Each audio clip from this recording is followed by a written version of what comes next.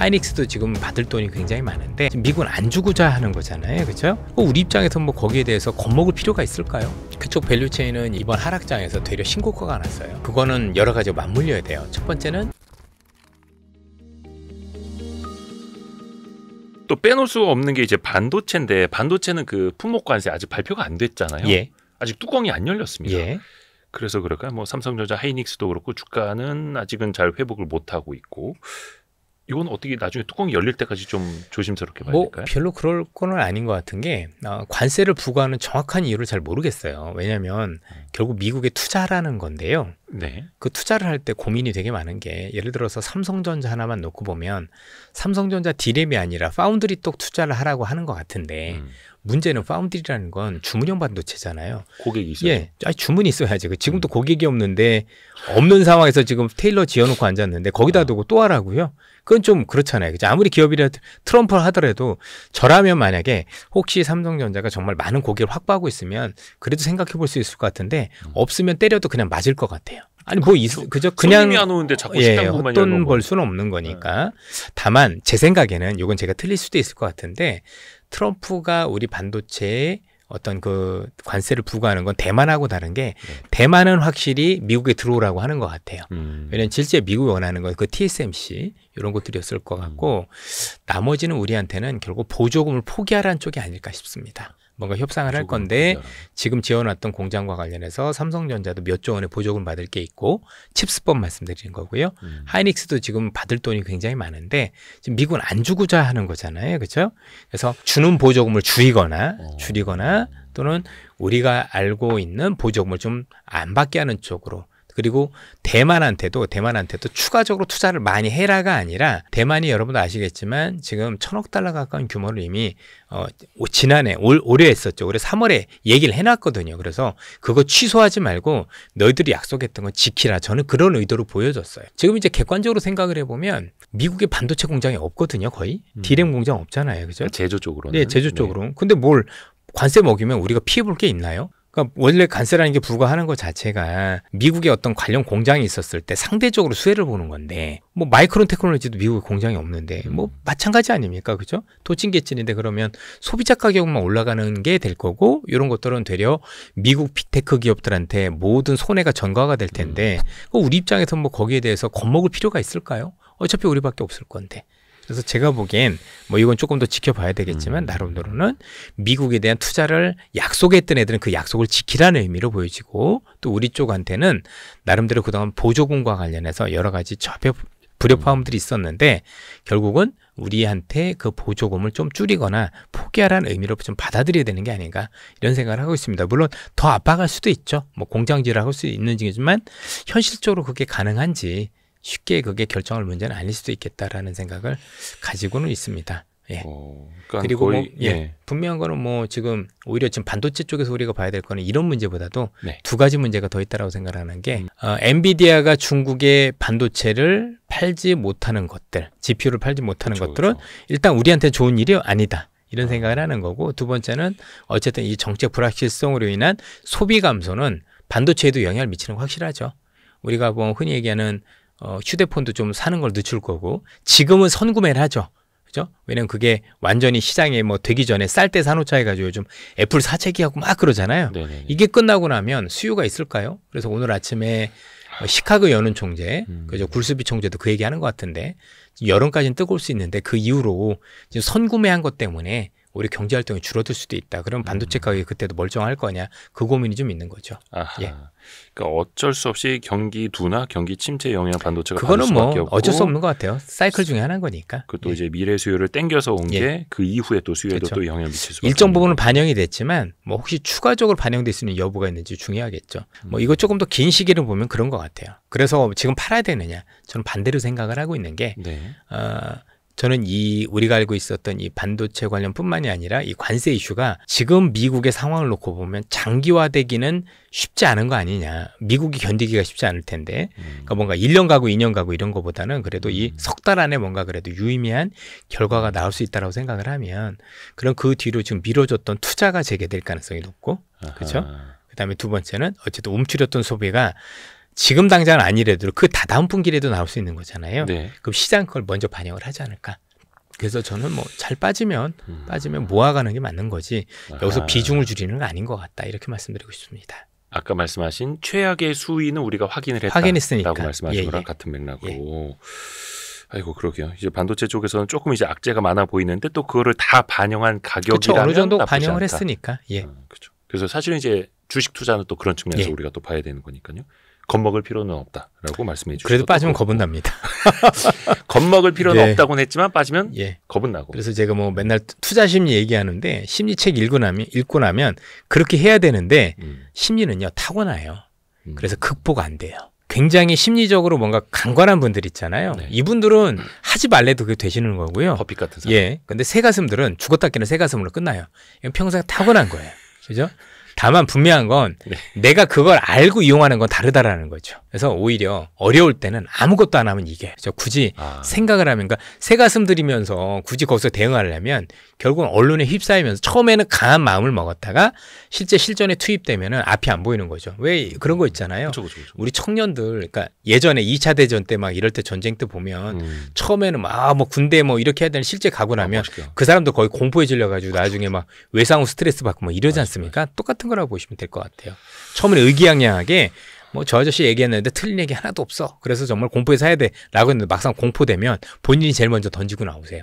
대응하다가 그죠? 이 정도면 공포가 극인가 해서 좀 사봤다가 그 뒤부터 망가지고 아유 이제 그것도 틀렸나 봐. 내 생각대로 안 되네 하고 던지고 나온 경우들이 많죠. 총검술 잘한다고 총 잘 쏘는 거 아니고. 그래서 뭔가 단기 급락을 할 때는요. 이번뿐만이 아니라 예전에도 그랬는데 모든 단기 급락은 가만히 있으면 이겨요. 코로나 때도 그랬거든요. 그냥 가만히만 있어라. 가만히 있어요. 갖다 적으세요. 놀고 갔다 어느 정도 지나면 최소한 내가 가지고 있던 본전까지는 와요. 생각보다 시간이 조금 많이 걸리지도 않습니다. 그렇게. 괜히 고민해봐야 답이 없습니다. 제일 문제가 서서히 빠지는 건 진짜 쥐약이죠. 그건 나와야 되지만 진짜 내가 생각지도 못했던 단기 급락이 왔다. 진짜 2, 3일 만에 뭐 몇백 포인트씩 빠진다. 그건 가만히 있으면 됩니다. 단기 급락. 네. 가만히만 있으면 그래서 절반이라도 간다라는 말이 나온 게 그런 거네요. 다만 이거는 단기 급락일 때. 그렇죠. 안 좋은 시장에서 계속해서 녹아내리는 거는 당연히 이제 피해야 되는 거고. 녹기 전에 빼야 돼요. 빼야 되죠. 혹시 뭐 오신 분들 중에 뭐 섹터나 이런 거 궁금한 거 있으세요? 네네. 한번 말씀하신 섹터 중에 뭐 LNG 섹터 같은 혹시 어떻게 생각하시는지. 그쪽 밸류체인은 이번에 보셨겠지만 이번 하락장에서 되려 신고가가 났어요. 그렇죠? 뭐 그 정도면 되는 거 아니었었겠습니까? 이것도 길게 봐야 된다. 왜냐면 그거는 그 사업은 짧게 볼 수 있는 사업이 아니지 않습니까? 그래서 좀 더 길게 보고 가셔도 되지만 지금 뭐 방산보다도 더 긴 시기를 보셔야 되겠죠.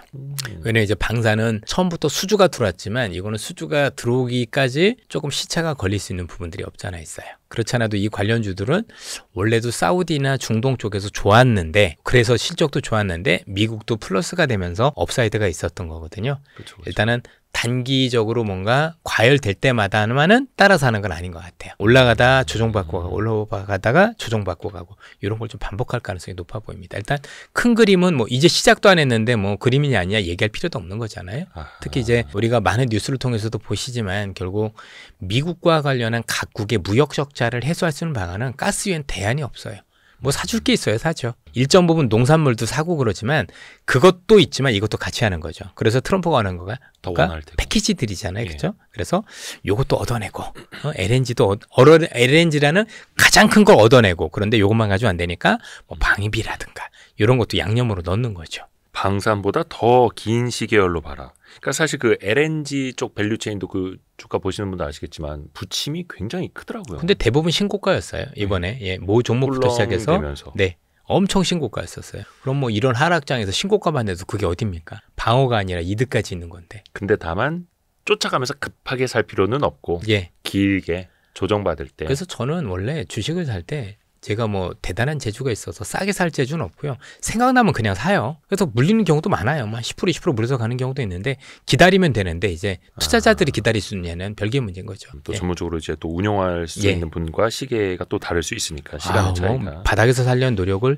해야 되겠지만 그게 생각만큼 쉽지는 않았던 것 같고 다만 자신 없으면 분할로 사면 되죠. 뭐 그렇지 않겠습니까? 뭐 내가 한 뭐 1,000만 원을 산다 그러면 100만 원씩 빠질 때마다 산다 뭐 이런 개념으로 하면 짧은 개념이 아닌 거니까 저는 나쁘지 않은 것 같아요.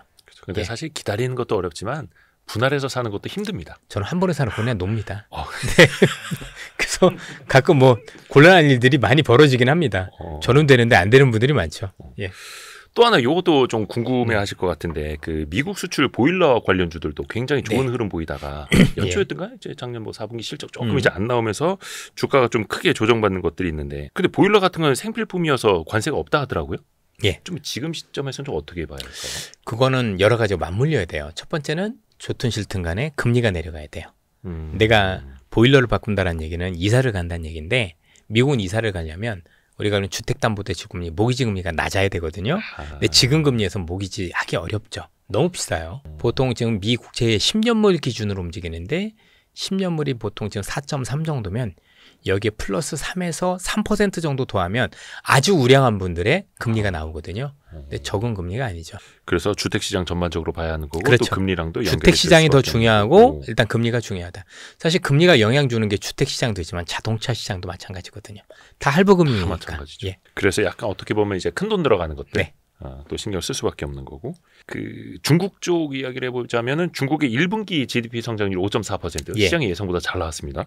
중국 정부의 어떤 좀 경기 부양책 또 소비 회복이 좀 나타나고 있다고 볼 수 있는 건가요? 여러 가지가 맞물렸는데 소비 회복도 있었지만 관세가 부과되기 전에 각국이 중국에서 많은 물건을 땡겨서 선수입한 것도 영향이 있었다. 이렇게 동시에 봐야 될 거라고 생각을 하고요.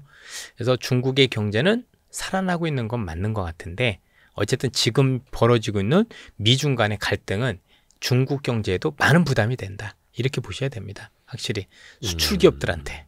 타격이 없을 순 없다. 많죠. 없는 게 아니라 굉장히 많습니다. 생각보다. 다만 버틸 수 있는 건 얘들 무너져도 아직은 큰 것들이 버티니까 버틸 수 있는 힘이 있는 거지.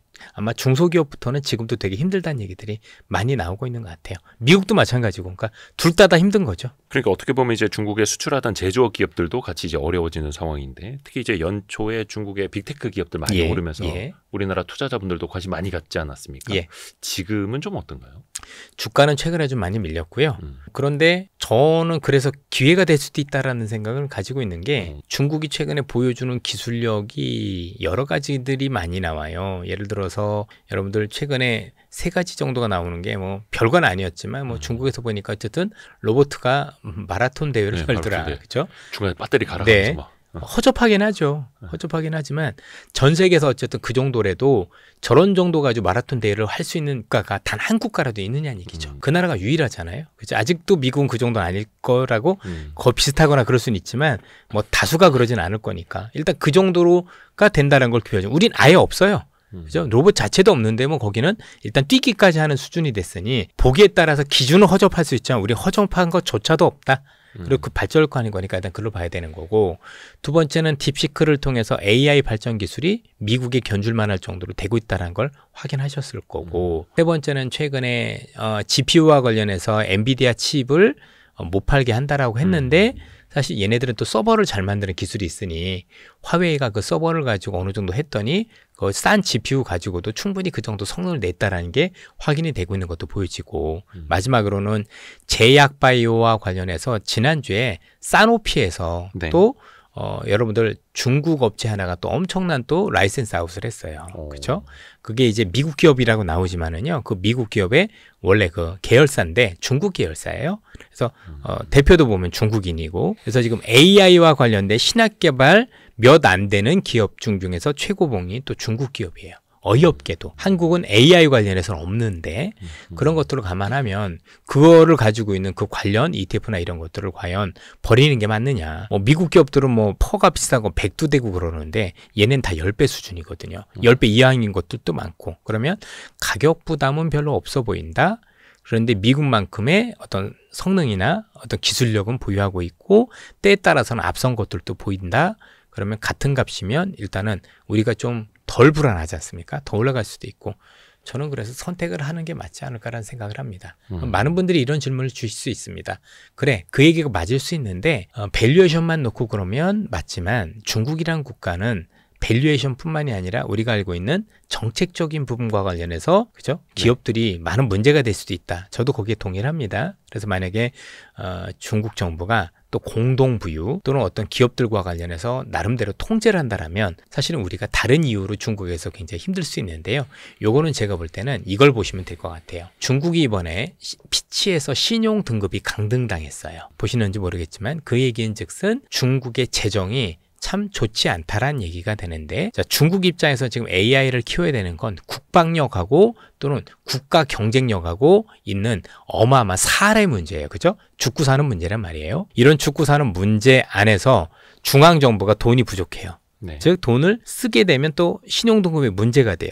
그러면 결국 키우기 위해서 쓸 수 있는 유일한 방법은 민간을 끌어들이는 걸 거고, 이 민간을 끌어들이기 위해서는 민간인한테 약속을 해줘야 돼요. 그렇죠? 내가 한 10년 동안 건드리지 않겠습니다. 오히려 더 밀어주겠습니다라는 약속을 해야 그 민간인들이 투자를 많이 하면서 정부가 할 수 없는 부분을 보완하게 되거든요. 그러면 지금은 되려 중국 정부가 간섭할 거를 고민해야 되는 게 아니라 오히려 중국 정부가 더 밀어줄 수 있는 환경이 되었으니 오히려 이런 것들은 제가 볼 때는 역발성으로 봐야 되는 거 아니겠느냐, 이렇게 말씀드리고 싶습니다. 아하, 중국 정부가 밀어주는 네. 그 산업으로. 예. 그 또 최근에 나온 이슈 중에 하나가 트럼프 행정부가 그 미국에 상장돼 있는 중국 기업들의 뭐 상장 폐지를 막 밀어붙일 수도 있다. 아니면 이제 대부분 ADR, ER 방식으로 예탁증권 상장되어 있는 것도 폐지시켜 버릴 수 있다. 물론 아직 정책적으로 뭐 확인된 건 아닙니다만, 요 이슈는 좀 어떻게 보세요? 좀 악재가 되지는 않아요? 정확하게는 모르겠으나 만약에 그렇게 된다라면 미국에 상장된 그 기업들은 주가가 당장은 안 좋겠죠. 그런데 중요한 건 거기서 만약에 상장이 없다라고 해서 중국에 있는 기업 가치가 변하는 건 일도 없는 거잖아요. 네. 어차피 중국 기업은 중국에서 거의 다 하니까. 그렇죠. 그리고 홍콩이 더 좋아지지 않을까요? 홍콩 쪽으로 뭔가 대안이 되면서 굉장히 좋아질 가능성이 높다라고 보여지고, 이게 쉽게 쓸 수 있는 카드는 저는 아니라고 생각을 하는 게, 그러면 중국도 미국에서 애플 나가할 수도 있지 않을까요? 그럼 누가 더 이길까요? 애플 시가총액 1인데 이거 와르르 무너지면 쉬울까요? 그렇죠? 테슬라도 나가라고 할 것 같은데, 그게 과연 만지작거리는 게 협상력 위한 건데, 지금 보면은 중국이 안 진단 말이에요. 그죠?